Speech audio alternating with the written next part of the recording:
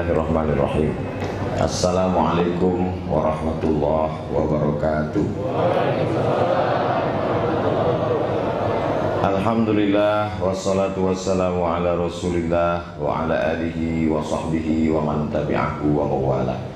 Rabbi syrah li sadri wa yassir li amri wa hlul 'uqdatam min lisani yafqahu qawli. Bapak-bapak, ibu-ibu, hadirin hadirat, muslimin muslimat, jamaah fardu maghrib menjelang isya, insyaallah semuanya dimuliakan Allah Subhanahu wa taala. Ada seorang laki-laki namanya Abu Sufyan. Abu Sufyan setiap seminggu sekali memotong kambing karena dia suka makan kambing. Datanglah anak yatim meminta daging kambing ini. Diusirnya anak yatim ini, dihalaunya anak yatim ini. Takut dia anak yatim ini makan daging kambing sama dia. Lalu kemudian apa kata Allah? Ara'aital ladzi yukazzibu biddin. Tahukah kamu siapa itu orang yang mendustakan agama? Fadzalikal ladzi yad'ul. Itulah orang yang mengusir anak yatim. Ayat ini kata Imam Ibnu Juraij bercerita tentang Abu Sufyan. Tapi kata imam yang lain enggak. Ayat ini kata dia bukan hanya Abu Sufyan saja. Ayat ini bercerita juga tentang Abu Jahal. Kata imam yang lain tidak. Ayat ini bukan bercerita tentang Abu Jahal. Ayat ini bercerita tentang Walid bin Mughirah. Intinya banyak pendapat ahli tafsir, tapi substansi maknanya satu, bahwa orang yang pelit, yang bakhil, mengusir, menghalau anak yatim, dia digolongkan sebagai ara'aital ladzi yukazzibu biddin. Begitu juga dengan jamaah kita. Kalau dia rajin sholat ke masjid, rajin ikut pengajian, tapi tak peduli kepada anak yatim, maka dia termasuk dalam ayat ini, ara'aital ladzi yukazzibu biddin. Pengurus masjid pun bisa juga masuk dalam yukazzibu biddin. Kenapa? Karena dia menyantuni anak yatim hanya setahun sekali menjelang Ramadan. Disangkanya perut anak yatim itu laparnya waktu mau Ramadan aja. Kotak yatim disebar setiap hari, ada di pintu. Hari Jumat khatib mengumandangkan khutbahnya, kotak lewat, kotak pembangunan, kotak fakir miskin, kotak MDA, kotak anak yatim. Tapi dibagi setahun sekali. Maka pengurus masjid masuk dalam ara'aital ladzi yukazzibu biddin. Jadi kalau begitu anak yatim itu kita santuni kapan? Setiap hari. Kalau tak sanggup tiap hari, tiap bulan bayarkan uang sekolahnya.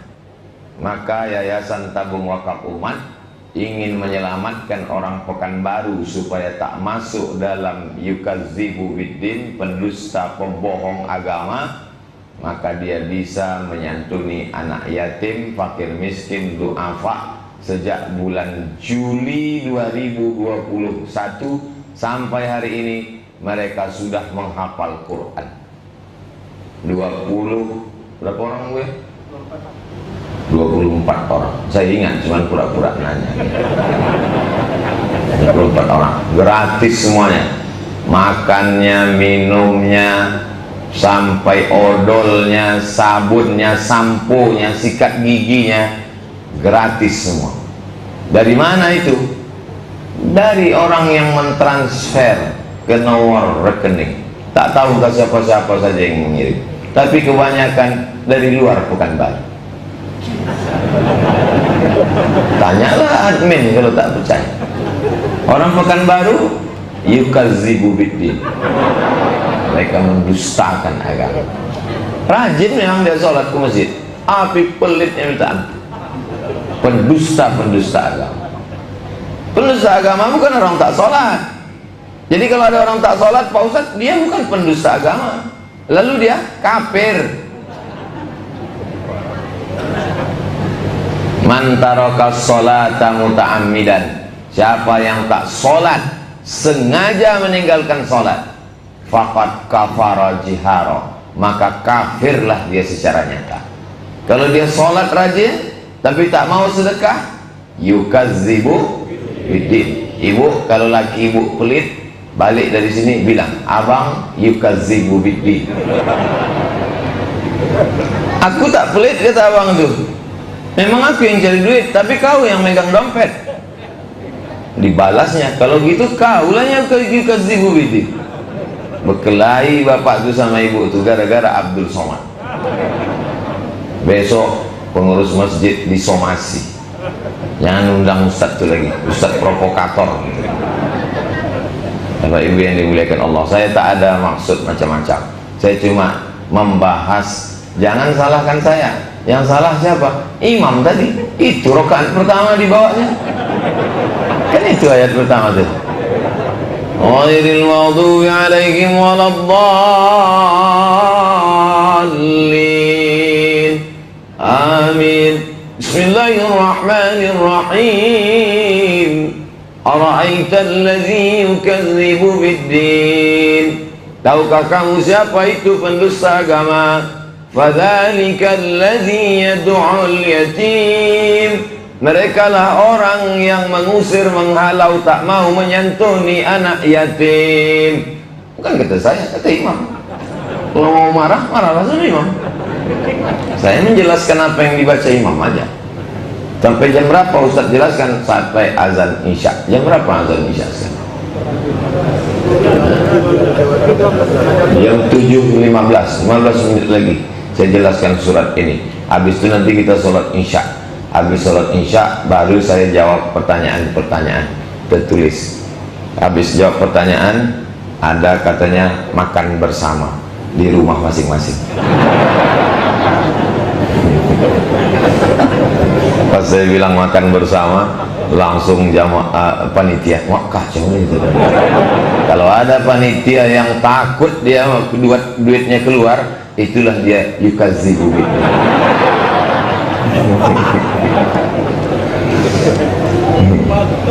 Ara'aital ladzi yukadzibu biddin fadzalikal ladzi yad'ul yatim. Siapa anak yatim itu? Mata abuhu walam yablughil hulm. Mati ayahnya sebelum dia akil balik. Akil balik laki-laki mimpi basah, mimpi kena hujan. Akil balik perempuan, maaf cakap ibu-ibu, oma-oma, adik-adik, kakak-kakak saya, sebelum dia haid, itulah dia anak yatim. Mata abuhu, mati ayahnya, walam yablughil hulm, belum mimpi, belum akil balik, maka dia disebut yatim. Maka saya heran nengok santunan anak yatim, tengok semester 2. Oh kok masuk? Rupanya keluarga pengurus.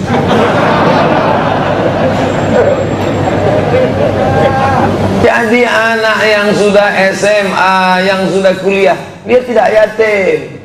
Tak sampai hati kita Pak Ustaz. Masa penyantunan anak yatim mereka tak dapat? Mereka kan susah juga. Agama ini bukan masalah kasihan. Kalau agama ini berdasarkan perasaan, maka tidak semua orang paham mengerti agama.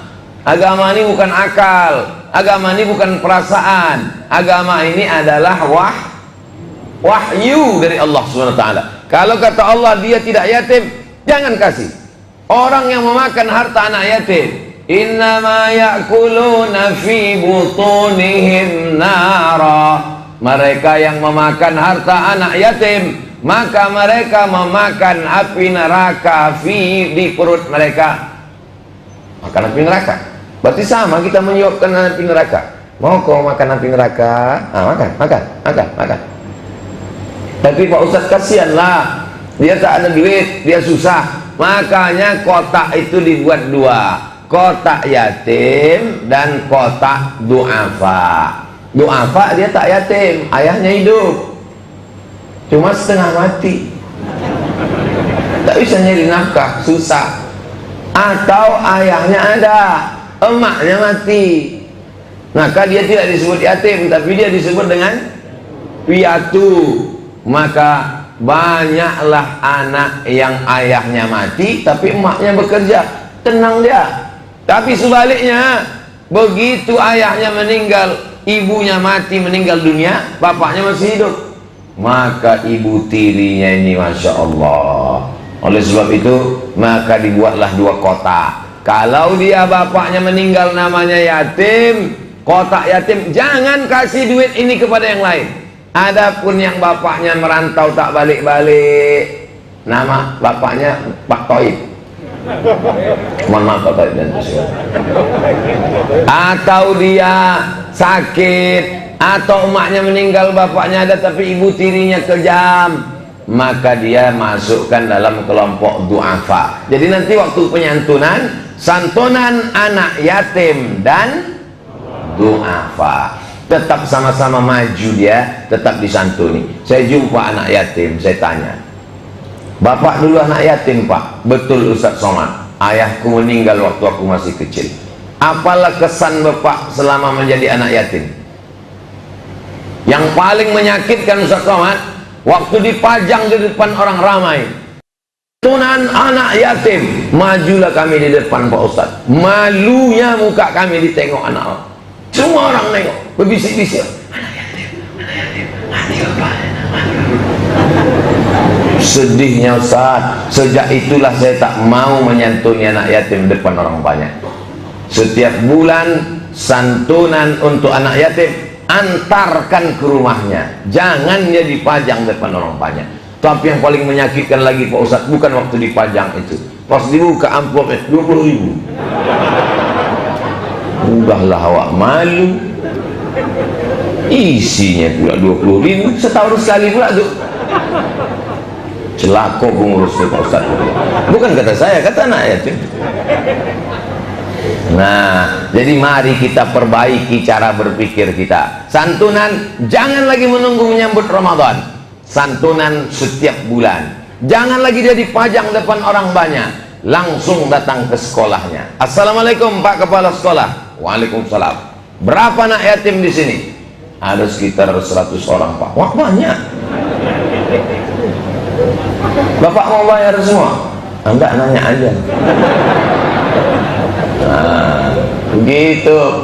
Ustaz Somad ini ceramah aja nih, pandai ceramah aja, bercakap aja mulutnya. Enggak, saya menyantuni sekolah tahfiz Quran Az-Zahra, anak yatim dan du'afa gratis setiap bulan, 26 orang, perempuan semua. Yang laki-laki di Nurul Azhar, Yayasan Tabung Wakaf Umat, laki-laki semua. Jarak mereka 20 km. Kalau didekatkan bahaya, masuk angin. Jauh. Yang satu di Palas, bapak keluar setelah jembatan Leton, jumpa simpang bingung yang banyak orang salah belok itu. Nah, sebelah kiri ada sebelum pemakaman tempat almarhum Buya Tengku Zulkarnain. Nah, sebelum TPU tempat Covid, mampirlah ke YTWU sebelum Anda ditanam di TPU. Kalau udah mati tak ada lagi gunanya. Rumah bapak yang besar, mobil yang mewah, duit yang banyak, sedetik setelah ruh keluar dari jasad, dia milik orang lain. Betul? Balik dari sini, tengok surat tanah, tengok STNK BPKB. Sebelum tidur nanti, ambil akte notaris, ambil surat tanah, ambil surat mobil, ambil surat rumah. Betul kata Ustaz Somad, sedetik setelah aku mati, semua ini milik orang lain. Kalau tak percaya, tengok nanti. Bapak Ibu yang dimuliakan Allah, hari ini Bapak Ibu boleh tersenyum, tapi pas pulang, betul juga. Selama ini kusangka ini punya aku, bukan. Saya tak ada memaksa, tak ada saya paksa. Sedekahlah, enggak. Saya hanya menyampaikan saja. Yang mau sedekah, alhamdulillah. Yang tak mau, tengok aja lah. Fadzalikal ladzi yad'ul yatim. Siapa lagi pendusta agama? Wala yahuddu ala ta'amil, la yabitu syab'an. Tidak boleh orang beriman itu tidur dalam keadaan perutnya kenyang. Wajaruhu ila jambihi ja'i'un, tetangga sebelah rumahnya kelaparan. Zaman dulu kalau ada tetangga kelaparan mengerang, didengar sama orang sebelah, lapar, lapar, kedengaran. Sekarang gimana mau kedengaran? Temboknya 2 meter ke atas, malaikat maut pun payah masuk.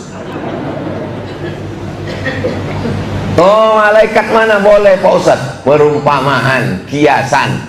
Malaikat akan masuk aina matakunu, dimanapun kau berada. Yudrikumul maut, malaikat masuk ke dalam. Walau kuntum fi burujin musyayyadah, walaupun kau berada di dalam tembok yang dipaku kokoh, malaikat datang mencabut nyawamu dalam keadaan tidak beriman.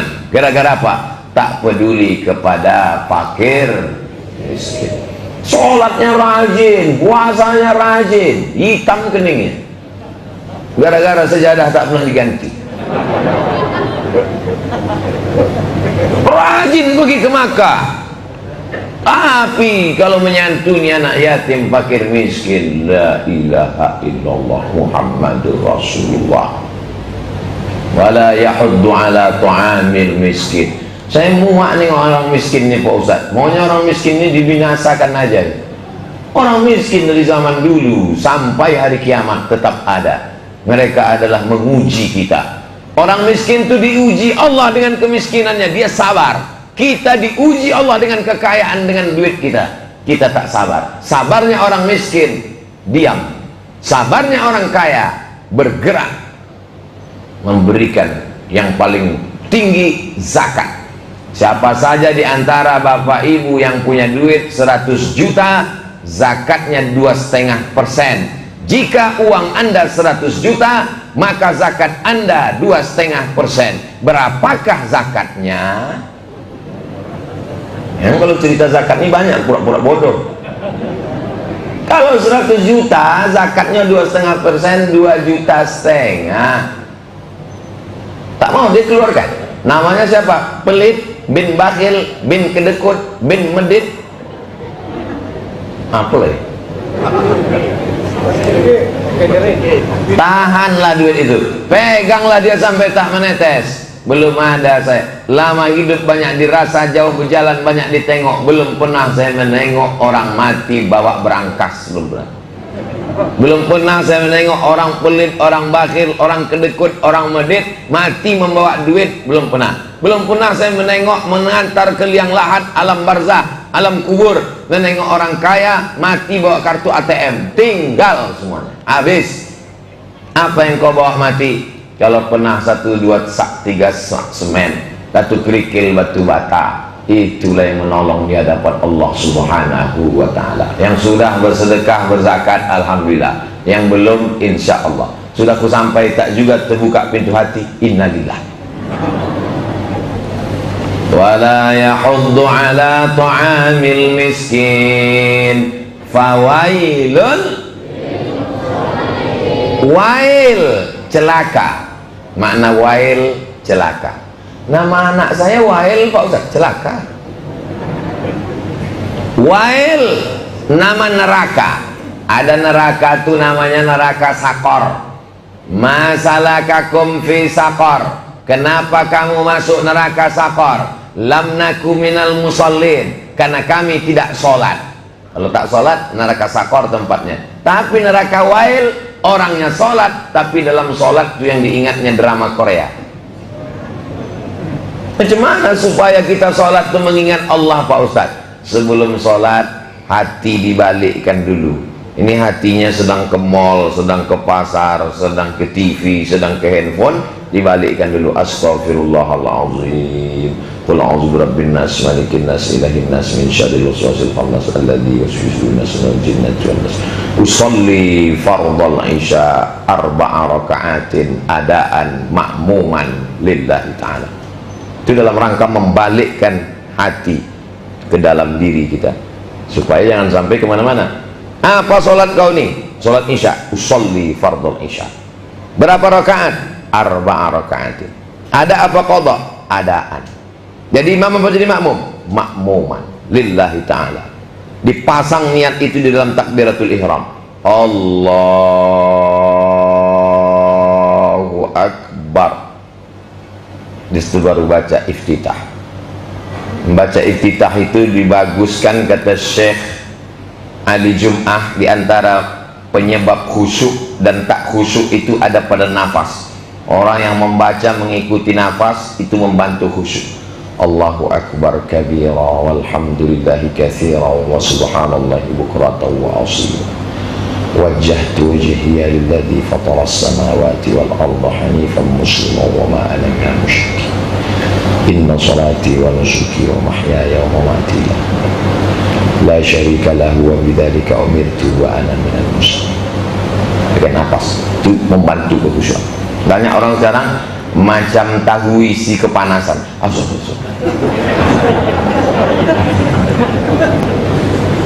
Apa-apa kata dia. Habis itu kalau kebetulan sholatnya sendiri atau jadi imam waktu zuhur tak kedengaran, begitu juga pakai nafas. Bismillahirrahmanirrahim. Alhamdulillahirabbil alamin. Ar-Rahmanirrahim. Maliki yaumiddin. Ada orang sekarang pula dari iftitah sama Fatihah sama ayat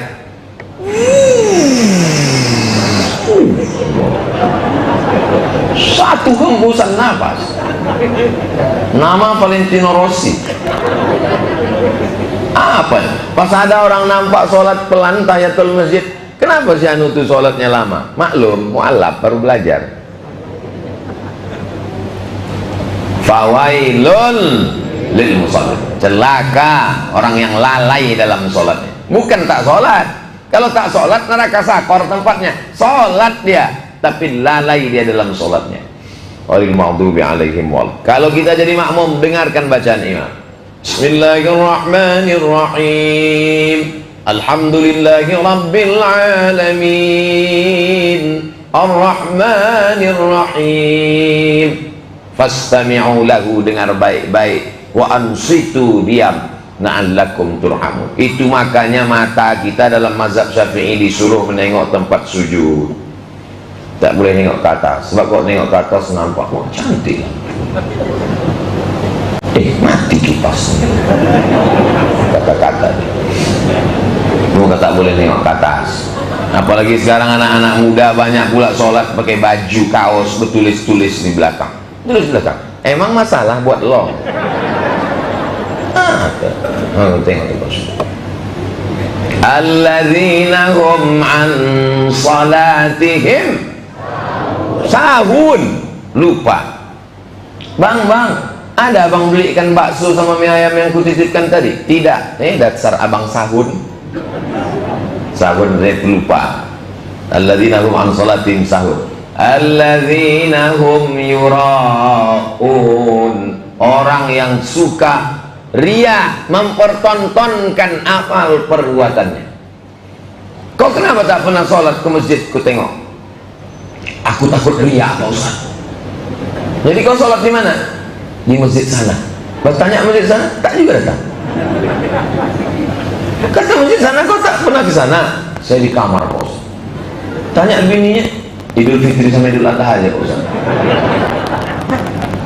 Jadi kalian anak-anak muda kalau di masjid digoda sama anak gadis, abang ke masjid ya, hati-hati bang, si Anu kemarin ke masjid 2 hari mati gitu. Diam kau setan.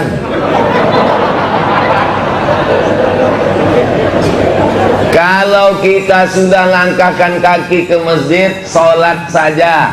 Masalah ada orang mengejek, menggonggong, anjing menggonggong, kafilah berjalan. Tersinggung saya pula, berarti anjing.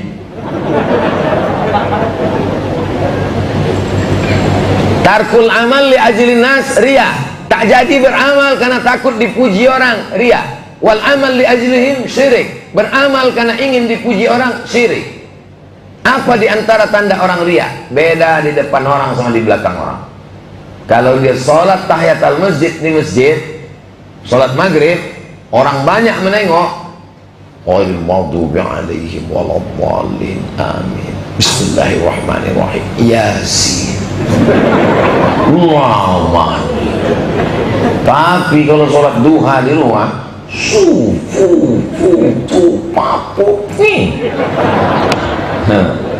tanda-tanda dia. Karena Allah yang kita sembah di masjid dengan Allah yang kita sembah di kamar sama atau beda? Qul huwallahu ahad, esa, tunggal, tak berbilang.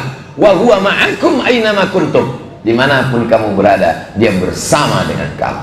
Jangan sampai kita riak. Nanti dikumpulkan Allah subhanahu wa ta'ala semua manusia ini. Apa kata Allah kepada orang yang riak? Idhabu ila man tura'una ilaihi. Pergilah kalian. Dulu kalian riak dengan atasan kalian. Dulu kalian riak karena mertua kalian. Dulu kalian riak karena jamaah kalian. Pergi kalian ke sana. Allah tak akan berikan balasan pada orang yang riak. Itulah yang disebut dengan syirik asghar, syirik khafi. Inna akhwafa ma akhafu ala ummati. Yang ku khawatirkan menimpa umatku adalah asyirkul asghar, syirik kecil. Apa syirik kecil itu ya Rasulullah? Riya. Karena dia memperlihatkan amalnya ke orang lain. Alhamdulillah saya tak pernah riya sedekah Pak Ustaz. Kenapa? Tak pernah saya bersedekah.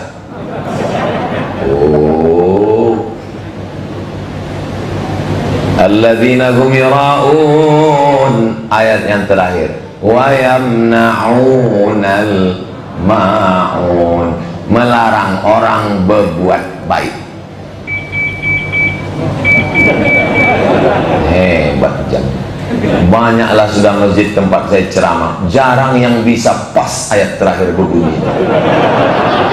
Kadang udah habis ayat tak berbunyi-bunyi, kadang berbunyi dia di tengah, tapi masjidnya belilah jam macam ini. Hebatnya. Nah, nanti kita lanjutkan setelah Isya tanya jawab, baik terkait dengan surat ini ataupun tidak. Itu enaknya saya suka membahas surat-surat pendek supaya waktu nanti jadi imam di rumah tahajud sama istrinya. Ara'aita alladhi yukadzibu bid-din fadhalika alladhi yad'ul yatim wa la yahuddu ala ta'amil miskin fawailul lil musallin alladhina hum an salatihim sahun alladhina hum yura'un wa yamna'unal ma'un. Sedikit banyak walaupun dia tak hafal terjemahnya, paling tidak faham dia apa yang dia ucapkan, insya Allah. Terima kasih segala perhatian, mohon maaf atas segala kesilapan dan kekhilafan. Jangan kemana-mana, kita lanjutkan setelah yang satu ini. Assalamualaikum warahmatullahi wabarakatuh. Alhamdulillah wassalatu wassalamu ala rasulillah wa ala alihi wa sahbihi wa man tabi'ahu wa mawala. Nama Maulana Ahmad Hamizan, asal SMP IT Tahfiz Al-Fatih. Apa hukum berkurban di sekolah? Kurban itu boleh di mana-mana, yang penting cukup rukun, syarat, wajib, sunat, dan ditinggalkan yang membatalkannya. Mau di sekolah, mau di kantor, mau di masjid, mau di rumah. Di Maroko orang berkurban setiap rumah satu kambing. Setiap rumah satu kambing. Karena setiap tahun kurban kami adakan di sekolah. Berkurban di sekolah bagus. Tapi mengumpulkan duit 20.000, 50.000 per murid. Muridnya 20 orang. Lalu berkurban satu ekor kambing 20 orang, ini tak ada dalam syariat Islam. Satu kambing, satu orang. Satu sapi, 7 orang. Satu onta, 7 orang. Satu kelas iuran, satu kambing. Pakai aturan mana? Main bola aja ada aturan yang disusun oleh statuta, yang disusun oleh FIFA. Jadi kalau anak-anak satu kelas 20 orang iuran 50.000 membeli seekor kambing, maka dipotong kambing itu atas nama satu orang. Nama siapa? Wali kelas. anak-anak itu dianggap bersedekah, tapi kambing itu dipotong untuk satu orang. Begitu. Tapi ada Pak Ustadz mengatakan bahwa satu ekor kambing untuk satu rumah. Satu ekor kambing dipotong kepala rumah tangga atas nama dia. Allahumma hadza, ya Allah, bismillah, wallahu akbar. Kupotong, saya potong seekor kambing untuk saya. Lalu kemudian istri dan anak saya mendapatkan pahala satu keluarga. Itu kurban yang paling level paling bawah. Itu namanya kurban minimalis. Kurban yang agak tinggi, satu kambing satu orang. Kurban yang lebih tinggi, satu onta 7 orang. Karena banyak dagingnya. Apalagi kalau sapi limosin 1 ton 7 orang. Bagus. Kurban yang paling tinggi, yang belum pernah dilakukan orang di Pekanbaru ini, Nabi menyembelih 63 ekor onta sendirian. Dilanjutkan Sayyidina Ali 37 ekor sendirian, tapi atas nama Rasulullah. Nabi sendiri 100 ekor onta sendirian. Jadi siapa yang mengatakan mari kita ikuti sunnah Nabi, buatlah 100 ekor sapi sendirian. Kalau kau kaya, bukan karena rumahmu besar, bukan karena mobilmu mahal, tapi karena kurbanmu banyak. Pertanyaan Ananda berkualitas, menunjukkan dia sekolah di sekolah Islam. Assalamualaikum Ustaz, semoga Ustaz diberikan kesehatan dan dilindungi Allah SWT. Amin ya rabbal alamin. Ustaz, di desa saya mayoritas masyarakat beternak ikan tapah. Jadi makanan pokok ikan tapah itu bangkai ayam atau ayam mati. Kita pun makan ayam mati. Takkan ayam hidup dikunyah. Permasalahannya Ustaz, bolehkah memperjualbelikan bangkai ayam tersebut? Apa pula hukumnya menjual cacing di tepi jalan Sudirman untuk orang memancing? Jadi kalau ada orang menjual tai ayam, menjual cacing, yang dibeli itu bukan najisnya, tapi jasa dia mencangkol, menggali tanah.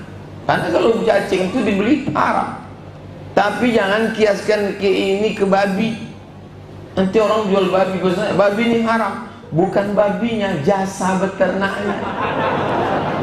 Ini tak sama. Lain antara babi sama anjing sama cacing tadi. Ayam itu mati, lalu kemudian ayam mati itu dijualnya. Kalau dia mau bersih sebersih-bersihnya, tak dia jual, karena ada mengandung unsur ragu-ragu, samar-samar, abu-abu kalau dia mau bersih. Tapi andai dia jual, sama macam orang menjual pupuk kandang, menjual tai ayam, menjual tai sapi, menjual cacing. Intinya kalau kau mau, lakukan, tak masalah. Tapi kalau mau menjaga diri, tak mau, campakkan bangkai ayam itu ke tong sampah, digali tanah, buang. Naha Rasulullah SAW an samanil kalbi. Nabi melarang hasil jual beli anjing. Samanil kalbi, jual anjing herder, anjing kampung. Wa mahril bari, hasil prostitusi, PSK. Wa hulwanil kahin, upah dukun. Saya bisa mengajak dialog dengan roh, itu dukun. Berapa biayanya Pak Dukun? 1 jam 1 juta, macam warnet pula. Maka 3 ini dilarang Nabi sallallahu alaihi wasallam. Baru saya tahu tapah itu makan bangkai. Jadi apalah hukum kita makan ikan tapah itu Pak Ustaz? Ayam kampung pun makan cacing. Ayam kampung makan cacing, makan kotoran. Yang tak boleh itu adalah jalal, kambing yang dari kecil sampai besar tidak makan lain kecuali makan kotoran. Ada model kambing gitu, lain selera kambing ini. Tak mau makan rumput, tak mau makan lain, makan kotoran aja seumur hidupnya. Haram hukum makan daging, karena najis, karena dagingnya itu kotor, berefek kepada kesehatan. Tapi kalau dia ganti-ganti, kadang makan macam ayam, kadang makan cacing, kadang makan beras, makan padi, kadang makan nasi, kadang makan lontong sayur. Tak habis dibuang orang, dimakannya. Bukan dibelikan khusus untuk dia. Hebat betul lah yang awak kadang tak dapat. Mohon izin bertanya Ustaz, orang tua saya beberapa tahun yang lalu sering bertengkar. Saat mereka bertengkar dalam keadaan emosi, bapak saya mengucapkan kalimat, jika tanah itu terjual maka saya akan keluar dari rumah. Saat ini alhamdulillah hubungan orang tua saya baik saja, dan mereka ingin menjual tanah tersebut untuk biaya umroh. Jika tanah tersebut laku terjual, bagaimana pandangan Ustadz tentang kalimat yang diucapkan bapak tadi? Kalau tanah itu terjual maka saya akan keluar. Keluarlah.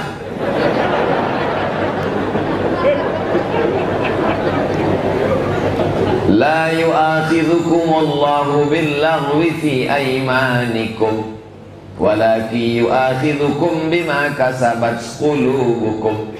Kalau dia sekedar tidak serius maka tidak diambil sebagai sumpah. Tapi kalau dia serius, wallahi tallahi billahi, kalau laku nanti keluar aku, maka menebus sumpah itu namanya kafarat sumpah. Fakafaratuhu, cara menebus sumpah itu it'amu asharati masakin, kasih makan 10 fakir miskin. Au kiswatuhum, atau belikan 10 pakaian fakir miskin. Au tahriru raqabah, atau memerdekakan budak hamba sahaya. Faman lam yastati, siapa yang tak sanggup, fasyamu salasati ayyam, berpuasa 3 hari. Jadi bapak tebus kafarat sumpah bapak, puasa 3 hari. Makanya ibu jangan percaya kalau laki-laki bersumpah. Demi Tuhan Adinda, nanti abang puasa 3 hari selesai. Abang pikir aku tak tahu, aku udah ngaji. Bagaimana kalau kita menyantuni anak yatim yang bukan muslim, sedangkan anak yatim itu tetangga kerabat kita, apakah kita berdosa? Datanglah seorang sahabat Nabi namanya Asma, alifnya panjang, Asma, kalau pendek Asma, sesak napas. Asma ini Islam, emak dia tak Islam. Ummi qadimat, emak aku datang dari Makkah ke Madinah menjumpai Asma. Wa hiya raghibatun, dia rindu betul ingin jumpa dengan aku ya Rasulullah. Apa arsiluha, boleh ku sambung silaturahim dengan emakku ini? Dia tak Islam. Kata Nabi, siliha, silakan sambung silaturahim. Tak ada Nabi mengatakan, emak kau tak Islam, ambil pisau dapur, pancung kepalanya. Sambung silaturahim. Apa utiha, boleh ku kasih dia makan minum cenderamata? Kata Nabi, iktiha, berikanlah dia. Inilah dalil boleh bersedekah kepada orang tak Islam. Daging kurban boleh dibagi kepada orang tak Islam. Ada orang tak Islam di samping ini, bagi. Oh, enggak enak lah Pak Ustaz, yang Islam ke masjid 5 kali sekilo, dia tak pernah ke masjid. Kasih dia 2 orang. Tapi dia katakan tak dikasih, kecuali yang wajib. Zakat tak boleh, kurban wajib tak boleh. Kurban wajib itu mana? Kurban nazar. Aku bernazar, kok lulus anakku nih PNS, aku berkurban. Kalau tak lulus sampai mati aku tak berkurban. Kurban nazar itu tak boleh, karena wajib dikasihkan untuk fakir miskin yang muslim. Zakat tak boleh untuk non muslim.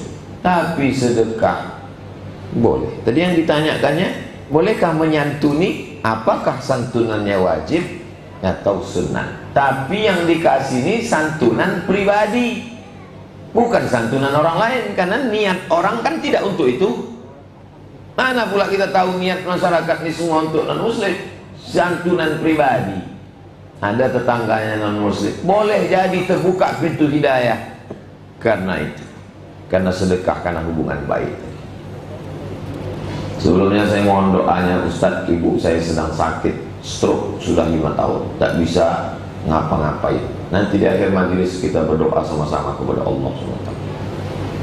Bagaimana sholat ibu saya itu Pak Ustadz?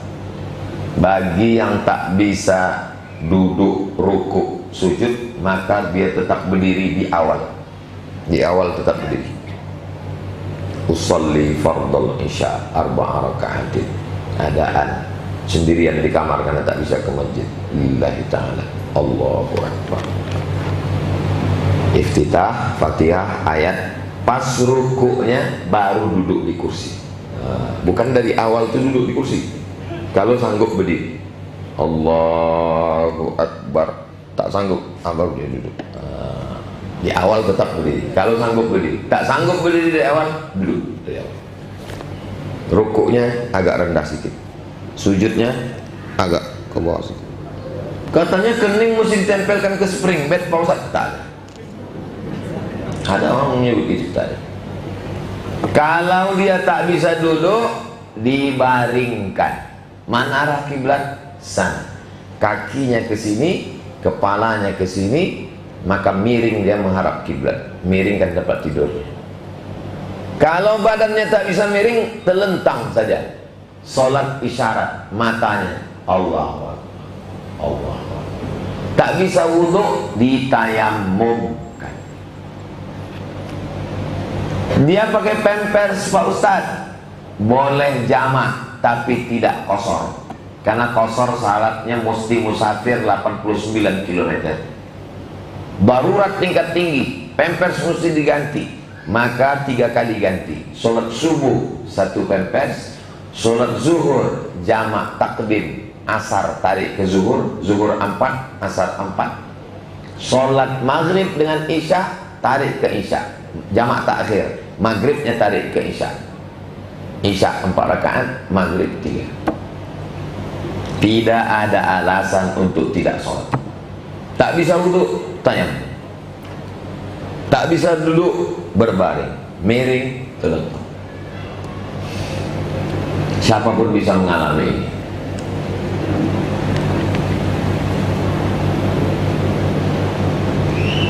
Kadang-kadang hilang ingatan, maka waktu ingat itu saja sholat. Waktu hilang ingatan tak wajib sholat, karena yang wajib sholat adalah baligh berakal. Allahu Akbar, Allahu Akbar. Ingat dia, tayamum kan sholat. Pas dia hilang ingatan, tak wajib sholat. Siapapun bisa mengalami. Jagalah orang tuamu ini, saudaraku, karena kalau kau jaga, surga tempat engkau insyaallah. Ada yang lebih besar daripada jihad fisabilillah. Tak berjumpa dia dengan Nabi Muhammad SAW karena sibuk menjaga emaknya. Apa kata Nabi? Nanti kalau dia datang ke kota Makkah, Madinah, minta doa sama dia karena doanya makbul. Sahabat heran, kami yang perang dengan engkau, kami yang hidup dengan engkau, kami yang beriwayatkan hadis engkau, kenapa pula dia doanya lebih makbul daripada kami? Siapa dia? Uwais Al-Qarni. Tak datang menjumpai Nabi karena menjaga emaknya. Makbul doa. Jaga emakmu, muliakan orang tuamu, maka rezekimu akan dimuliakan Allah seperti rezeki raja-raja. Bukan kata saya, dapat saya di grup WhatsApp. Saya menjaga emak saya 11 tahun. Balik ke Pekanbaru 2008, meninggal 2019. 11 tahun. Jadi kalau ada orang mengatakan berat sama orang tua, berarti dia dulu turun langsung dari planet Mars. 9 bulan 10 hari kau dikandungnya, 2 tahun kau disusukannya. Seandainya pikiran dia macam pikiranmu saat ini, berat, dicekikkannya udah lama kau mati. Dari M. Hafiz Kaharudin, dari SMPIT Tahfiz Al-Fatih. Alhamdulillah saya sudah di Al-Fatih 5 bulan. Kami betah dan senang menghafal Quran, mendapatkan kajian dari ustadz-ustadz terbaik, dan rutin sholat malam di asrama. Ya Allah, di saat anak lain sibuk main gadget, di sana anak lain sibuk main handphone, di saat anak lain berjoget-joget TikTok macam ulat pinang, ada anak Pekanbaru yang menikmati sholat malam membaca Quran. Inilah yang akan menenangkan Pekanbaru ini 20 tahun akan datang. Tapi setiap bertemu dengan orang tua saya selalu menangis melepas saya. Bagaimana kiatnya Pak Ustadz agar kuat menahan rindu selama kami di asrama? Inilah namanya kenakalan orang tua. Anak ini bagus sudah. Bapak-bapak, ibu-ibu, kalau melepas anak di pesantren, jangan kalian menangis. Tepuk bahunya. Tinggal kau di sini, nak. Aku sayang dengan engkau. Aku tak ingin kau rusak karena narkoba, karena pacaran, LGBT, karena gadget, karena handphone, karena parabola. Karena sayangkulah kau letakkan. Jangan menangis. Supaya kuat mental. Nanti setelah keluar dari asrama, keluar dari pintu, udah sampai pasar pagi Arengka, dekat-dekat tukang sayur, nangislah situ. Dekat-dekat jual pisang tuh, nangis. Jangan menangis di depan anak. Kuatkan. Nah, sebetulnya dia ini tidak bertanya, curhat, maksud dia, tolong nasihati mak ayahku Pak Ustadz. Itu. Dah. Begini Pak Ustadz, jika kita meminjamkan uang kepada orang, tapi ternyata uang yang kita pinjamkan dipakainya untuk hal yang buruk, contohnya berjudi dan minuman keras, tapi kita mengetahuinya setelah kita meminjamkannya, bagaimana Pak Ustadz? Apakah kita berdosa? Itulah pentingnya kita kenal orang. Menjual anggur hukumnya halal, jual buah anggur hukumnya halal. Tapi kalau menjual anggur ke pabrik yang akan membuat minuman keras, haram. Kenapa? Karena kita tahu secara pasti bahwa anggur kita itu akan dirubah menjadi khamar. Kawan nih baik, pakai peci, kemana-mana buat tasbih, minjam duit, kita kasih. Rupanya setelah duit dapat, sakau dia. Mana mungkin kita selidiki dia? La yukallifullahu nafsan illa us'aha. Allah tak membebani sesuai kemampuan kita. Innallaha tajawaza an ummati. Allah mengampunkan umatku kalau dia terlupa dan tersalah. Itulah pentingnya kita kenali orang baik-baik, supaya jangan sampai kebaikan kita disalahgunakan. Ingat, kejahatan terjadi bukan hanya karena ada niat dari pelakunya, tapi karena ada kesempatan. Waspadalah. Ustaz, usia saya masih 19 tahun. Dekat-dekat menurut saya. Saya ingin sekali melihat ayah saya sholat 5 waktu di masjid. Baik-baik anak sini, anak daerah masjid ini baik-baik. Dari pertanyaan, orang tuanya yang kacau balik. Ya Allah, berapa banyak orang tua mengadukan ke saya, anak saya asik main game online, gadget, judi, tak sembahyang. Anak 19 tahun sembahyang, ayah pula tak sembahyang. Ilaha illallah. Nanti kita doakan mudah-mudahan dibina Allah. Tak juga sembahyang, dibinasakanlah. Selain mendoakan ayah saya, apa yang harus saya lakukan Pak Ustadz? Saya takut untuk mengajak ayah saya. Tengok beradabnya dia. Wa in jahadaka ala an tusyrika bi. Kalau ayahmu itu mengajakmu untuk mempersekutukan aku, mensyirikkan aku, fala tuti'huma. Tak boleh kau ikuti dia. Tapi untuk melawan jangan. Ujung ayat itu, wasahibhuma fid dunya ma'rufa. Tetaplah kau bergaul, berbakti dengan baik. Belikan dia peci, belikan dia sarung, ingat-ingatkan dia, ya sembahyang ya, usah kau rusuh-rusuhku. Kau pun dari aku gitu. Jangan marah, diam aja, doakan aja, sujud. Doa silahul mu'min. Kirimkan aja video Ustaz Somad. Man taraka salata muta'ammidan, siapa yang meninggalkan salat secara sengaja, faqad kafara jihara, kafirlah dia secara nyata. Tonton nanti, aku dia katanya. Kenapa Ustaz ini tahu? Kau mengajukan dia kan? Tidak ya, tahu aja Ustaz. Mudah bagi Allah membolak-balikkan hati. Nasib engkau anakku sama macam nasib Nabi Ibrahim. Nama ayahnya Azar. Wa idh qala Ibrahimu li abihi Azar. Ingatlah ketika Ibrahim berkata kepada bapaknya Azar, atattakhidhu asnaman alihah, kenapalah kau menyembah patung berhala wahai ayah? Apa kata Azar? Illam tantahi, kalau kau tak berhenti menceramahi aku, la arjumannaka, aku lempar kau pakai batu, wahjurni maliya, pergi sana jauh-jauh, tinggalkan aku. Apakah Nabi Ibrahim melawan? Tidak. Apa kata Ibrahim? Salamun alaika, keselamatan untukmu wahai ayahku. Sa'astaghfiru laka rabbi, aku akan minta ampun kepada Allah supaya Allah mengampuni engkau. Innahu kana bi hafiyya, Allah mengabulkan segala dosa-dosa doa-doaku. Jangan tahu. Ada orang diuji dengan lingkungannya, ada orang diuji dengan hartanya. Engkau kebetulan nasibmu diuji dengan ayah.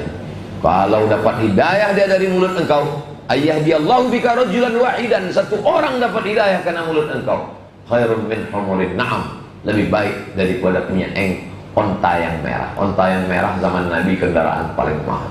Dalam riwayat lain, khairun minad dunya wa ma fiha, lebih baik daripada dunia dan seisinya.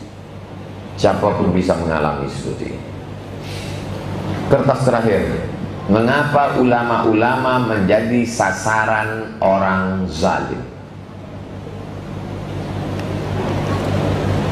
Ada ulama yang dianiaya zaman presiden yang zalim di Mesir.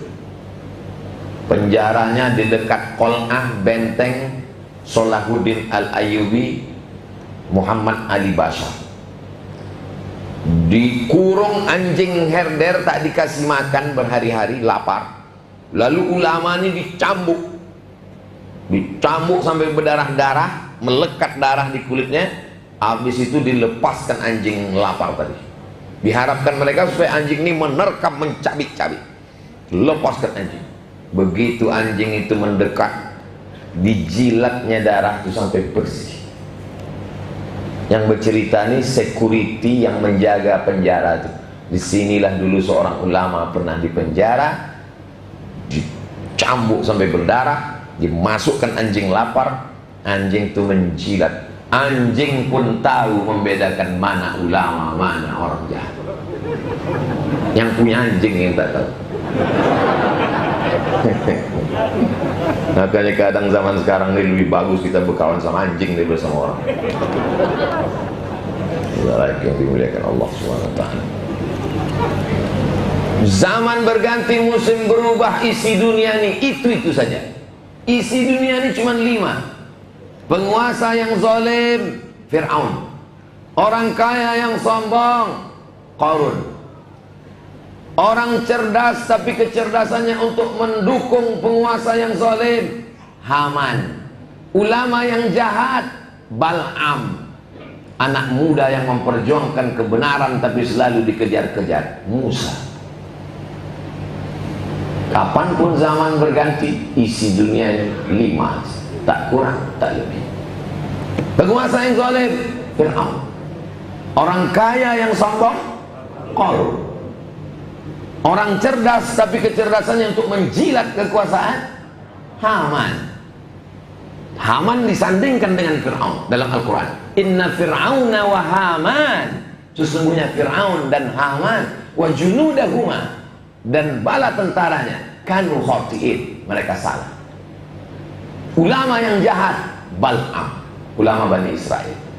Ada sesosok pemuda yang memperjuangkan kebenaran, selalu dikejar-kejar sampai menyeberang Laut Merah, Musa. Mudah-mudahan anak-anak kita menjadi Musa. Siapa nama anak bapak? Musa. Dua, mana yang didahulukan? Sedekah atau bayar hutang? Membayar hutang itu hukumnya wajib. Bersedekah itu hukumnya sunnah. Gara-gara itulah banyak orang tak bersedekah. Asal lewat kotak bayar, mobilku kredit. Asal lewat kotak sedekah, rumahku kredit. Di rumah itu semua kredit, panci kredit. Satu-satunya yang lunas, bini yang lunas. Itu pun karena dipaksa Pak Kuah. Kalau tidak, bini itu pun kredit juga.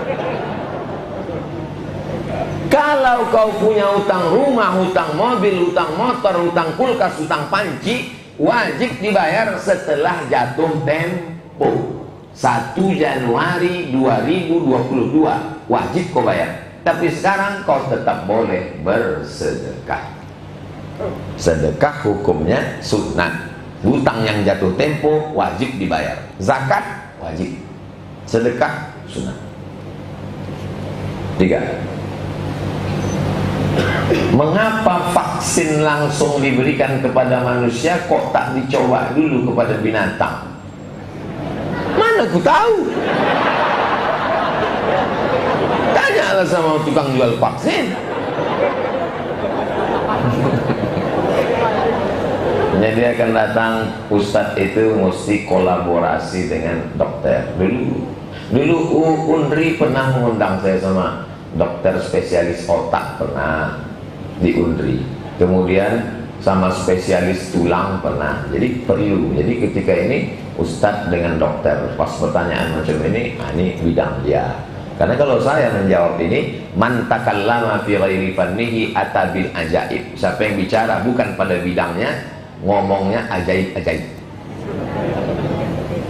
Itulah kaji kita malam ini. Mudah-mudahan bermanfaat dunia akhirat. Mudah-mudahan doa kita yang belum sholat dibukakan Allah pintu hatinya sholat, yang sakit-sakit disehatkan, yang belum jumpa jodoh dijumpakan jodoh yang soleh-soleh. Wah, banyak yang belum punya anak dikasih anak soleh-soleh. Yang mengaminkan jodoh anak SMP pula. Online aja dulu. Ala hazihin niat, untuk niat yang baik-baik ini. Al-Fatihah. A'udzubillahi minasyaitonir rajim. Bismillahirrahmanirrahim. Alhamdulillahi rabbil alamin arrahmanir rahim maliki yaumiddin. Iyyaka na'budu wa iyyaka nasta'in ihdinas siratal mustaqim. Shiratal ladzina an'amta 'alaihim ghairil maghdubi 'alaihim waladdallin. Amin. Allahumma shalli ala sayyidina Muhammad wa ala ali sayyidina Muhammad. Bismillahirrahmanirrahim, dengan nama Allah yang Maha menyembuhkan. Bismillahirrahmanirrahim, dengan nama Allah yang mencukupkan. Bismillahirrahmanirrahim, dengan nama Allah yang menunaikan janji. Bismillahirrahmanirrahim, dengan nama Allah yang menyehatkan. Ishfi mardana, sembuhkan saudara kami yang sakit ya Allah. Shifaan ajilan la yughadiru saqaman birahmatika ya arhamar rahimin. Bismillahirrahmanirrahim, dengan nama Engkau yang agung. Rabbil arsyil azim, pemilik arsy yang agung. Ishfi mardana, sembuhkanlah saudara kami yang sakit. Adhibil ba'sa, hilangkanlah dukanya, hilangkanlah penyakitnya, zahir dan batinnya Allah. Qawi imanahum, kuatkan iman mereka. Sahih ajasadahum, sehatkan badannya supaya dapat beribadah menyembah Engkau. Jadikan hatinya selalu berzikir. Allahumma a'inna, tolong kami ala zikrika, supaya hati kami ini selalu mengingat Engkau. Wa syukrika, selalu bersyukur pada Engkau. Wa husna ibadatik, selalu beribadah kepada Engkau. Ya muqallibal qulub, Engkau yang membolak-balikkan hati, sabit qulubana, kokohkan hati kami. Allahumma hadi qaumana, berikan hidayah kepada keluarga kami yang belum mau sholat. Berikan hidayah kepada keluarga kami yang belum mau ke masjid, tetangga, jiran, tetangga kami. Bukakan pintu hati mereka ya Allah. Rabbana hablana minas sholihin, jadikan anak kami anak-anak yang soleh dan soleh. Rabbana hablana min ladunka dzurriyyatan thayyibah, jadikan anak keturunan kami keturunan yang baik-baik. Rabbana hablana min azwajina wa dzurriyyatina qurrata a'yun, jadikan pasangan hidup kami, anak cucu kami sejuk dipandang mata, menenangkan hati kami ya Allah. Allahumma ja'al hadzal balada baladan aminah, jadikan negeri kami ini negeri yang aman, negeri yang damai, terbuka pintu rezeki dari segala penjuru. Allahumma ansur man nasaraddin, orang-orang yang menolong agamamu, mereka sedang teraniaya, tolong mereka ya Allah. Allahumma ansur man nasaraddin wahzulil kafarata wal musyrikin, orang-orang yang menghinakan syariatmu, berikan mereka hidayah ya Rabbana taqabbal minna, terima amal kami, innaka antas samiul alim, wa tub alaina, terima taubat kami, innaka antat tawwabur rahim. Rabbana ighfir lana dzunubana, ampunkan dosa kami, wa li abaina, ayah kami, wa li ummahatina, emak kami, wa li azwajina, pasangan hidup kami, wa li dzurriyyatina, anak cucu keturunan kami, wa liman hadarana, semua yang hadir di majlis ini ya Allah, wa liman ghaba anna, saudara kami yang tak dapat datang karena uzur, karena sakit, karena halangan dan lain sebagainya. Allahumma jma'na ma'al habibil mustafa fi jannatikal ula, matikan kami dalam iman dan Islam, satukan kami dalam surga jannatul firdaus bersama Nabi Muhammad sallallahu alaihi wasallam. Allahumma ja'al akhir kalamina, jadikan akhir kalam kami inda intihai ajalina, ketika ajal kami sampai, saat malaikat maut mencabut nyawa kami, yang terakhir keluar dari mulut kami, la ilaha illallah Muhammadur Rasulullah sallallahu alaihi wasallam. Kalimat haqqin 'alaiha nahya, dengan itu kami hidup, wa 'alaiha namutu, dengan itu kami mati, wa biha nub'atsu, dengan itu kami nanti dibangkitkan di padang mahsyar. Rabbana atina fid dunya hasanah wa fil akhirati hasanah wa qina adzabannar. Wa sallallahu ala sayyidina Muhammad wa ala alihi wa sahbihi wa sallam, walhamdulillahi rabbil alamin. Taqabbalallahu minkum minna wa minkum taqabbal ya karim. Selama menyampaikan tausiah, menjawab pertanyaan, banyak cakap saya tak berkenan di hati, menyinggung perasaan, tak layak, tak sesuai dengan adat istiadat kita, saya mohon maaf. Terima kasih segala perhatian, mohon maaf segala kesilapan. Pulang dengan tenang, bawa sampah-sampah, jangan biarkan kotor, rapikan masjid. Wassalamualaikum warahmatullahi wabarakatuh.